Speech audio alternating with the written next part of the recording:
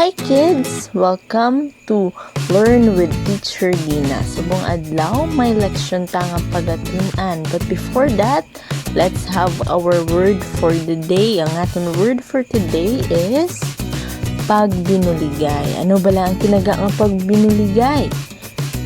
Sa aton naragway, amo na ang halimbawa sa pagbinuligay ulupod para matapos ang isa ka obra. Subong naman may ipakita ko nga laragway or picture sa screen. Ano ang makita nyo sa screen? Lantawon ta kung insakto ang inyong nga sabat. Ang makita anta sa screen amo ang police station, very good. Simbahan, very good. Tindahan, very good. Balay, very good. Pamilya, very good. Mga tao, very good. Kag medical clinic or klinika. Kag ang pagatun-an natin subong nga adlaw may bahin sa amo na nga mga picture o kon laragway. Ang tun-an ta subong nga adlaw amo ang komunidad. Ano bala ang komunidad? Ini isa ka grupo sa mga tawo nga nagaululupod istar o kon pangabuhi sa isa ka lugar nga may lain-lain nga obra, kultura kag interaksyon pareho sa amo ni nga picture ho.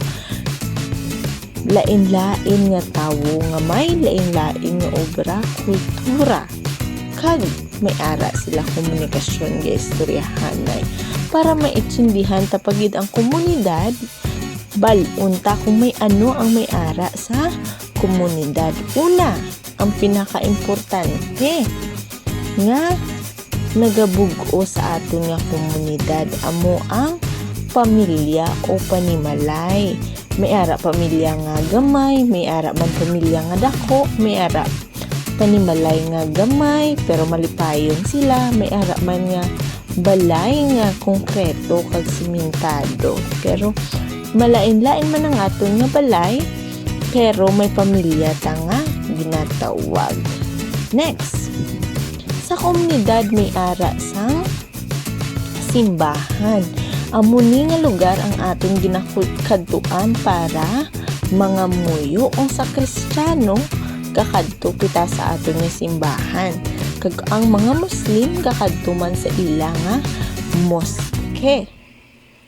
Next, munisipyo amo ini nga lugar kung diin naga obra ang aton nga city mayor, si Mayor Nili Sares kag ang mga iban pa nga tawo nga gabulig sa aton syudad para mag-obra sa programa para mag-uswag ang Talisay City.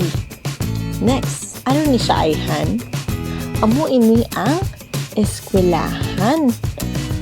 May ari di duwa ka klase, may ari nga eskwelahan nga cellphone lang sila, may ari nga gakanta sila kag sa dalom amo ni siya ang PLMES o kung ang eskwelahan kung diin ako gatudlo diin di ayhan ang maayong eskwelahan sa ilang nga duwaho. Very good. Amo ni sa ang eskwelahan nga gapamati kay teacher. Next, may ara sa komunidad nga ginatawag nga klinika. Diri na di nga lugar ginapatigayon ang mga pagbulong sa mga may masakit naton nga miyembro sa komunidad. Diri ka gakadto kung galain imo pamatsyag, kung gaubo ka kaga sipon. Masunod ang police station. Sila ni gapanigurado nga matawhay kag malinong ang aton nga komunidad. Halimbawa, abi sa subong nga may pandemic sa aton palibot, sila niga sure nga may mask ka nga ginasuksok kag wala ka gatapik sa imo upod namin may social distancing. Next, ang paborito sa mga bata, plaza o parke. Amo ni nga lugar gahatag kalipayan sa mga tawo kag sa mga bata kag permi na di ang mga bata amo ni handom nila nga kadtuan.